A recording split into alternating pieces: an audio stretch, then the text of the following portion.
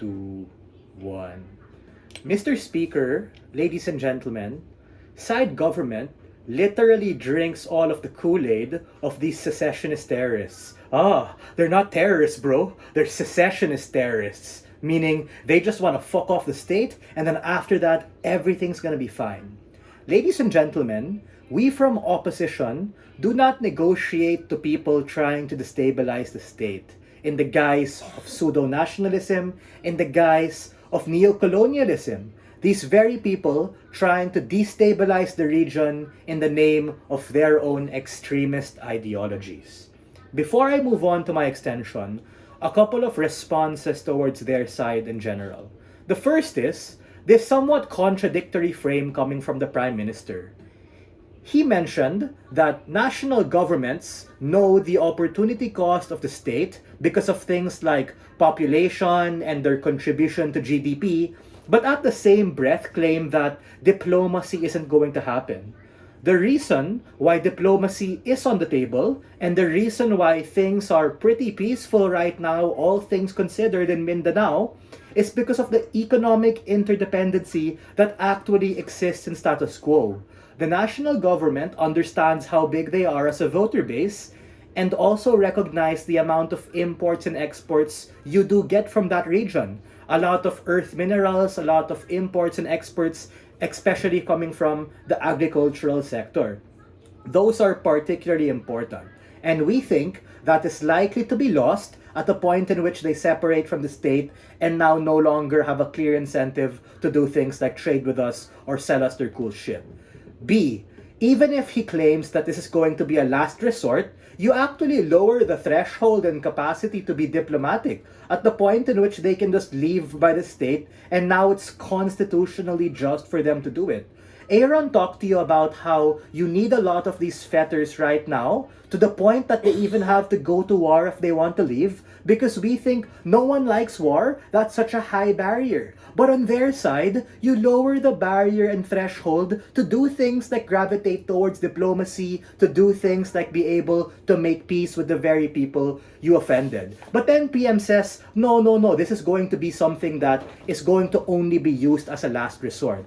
We think that you cannot afford that particular risk because it becomes an affront to a democracy. At any point, you're able to opt out, right? We think that in status quo, we want people to be able to vote responsibly, hold governments and heads of state accountable, do things like participate in impeachment trials, in protests, and referenda. The point in which you can fuck off and no longer have anything to lose is the point in which you're not likely to take politics or these particular things seriously. We think in status quo that the fact that they have a lot to lose is exactly the reason we should not allow them by constitution to be able to bounce, right? The metric that side government said was, no, it's not necessarily utilitarianism. But we think that states operate on a utilitarian principle all of the time. It's precisely what motivates them to stay together, to be able to trade with each other, and to be able to make those decisions. Secondly, why exactly are they worse off if they secede? We think that the international community actually has a perception that the mother state is unstable and the state that secedes is even more unstable at the point in which you allow these things to happen. That's exactly why EDSA got a lot of media attention and actual virality coming from the international community because we presented hope and we presented a united front against the nationalist government and national government who were largely authoritarian at the time, doing all of the things that happened in martial law, etc.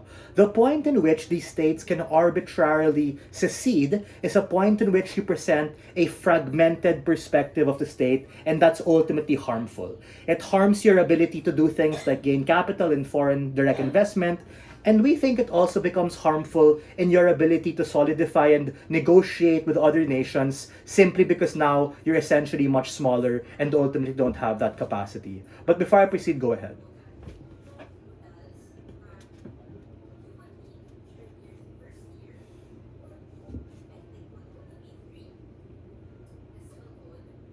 Not necessarily, right? Because the point in which it's on the table to leave is the point in which you're not necessarily motivated to do things like forward those diplomatic discussions, to do things like improve the argument as opposed to just shouting louder. What actually drives opposition leaders and parties to coalesce together is that they have no other alternative. And if these nationalist governments continue to do things like forward shitty economic agenda or do things like not care about minority groups, it's exactly the point in which they have to fight the good fight. Because if they just actually succeed on their own, you actually assume that they have the resources and the capacity to be stable. But as you guys mentioned, right, you largely have people in power who are essentially secessionist terrorists. They're not terrorists, they're just secessionist terrorists. And like they mentioned, right, in DPM speech, they now two-thirds have to agree. So if two-thirds agrees, because to a large extent these two-thirds individuals drink the Kool-Aid of the secessionist terrorists, what happens to the minority of people who are now going to be affected? They say that they can just hop back in and go to the nationalist state, but we think it's not that simple. That's the point in which you create geographical divide between these individuals, and you even do things like prop up proxy border wars, prop up things like trade wars, prop up things like higher tariffs as retaliation to each other, because they're gonna be bitter. Yeah, they got what they wanted, but now they actually lose on the market and capacity to business with these other states. Side government cannot have their cake and eat it too. We think that it's ultimately worse off if they actually are allowed to leave, because we think these particular tariffs and trade wars now become a legitimate capacity to be able to do things, right? Just like what we saw with Brexit, right? All the political Kool-Aid that they said was, if this happens, it's going to be so much better. They're on average going to have a higher GDP per capita. But when we look at what's happening right now, is that they face higher tariffs and ultimately have a harder time to be able to get that economic advantage of what they want. Lastly is the response to my POI when they said, so, we think the so there is that these particular individuals are more likely to create hostility, are more likely to create fear, and are more likely to hold the very people who dissent accountable. And for all of these reasons, we need to be able to stand firm and uphold diplomacy and democratic principles.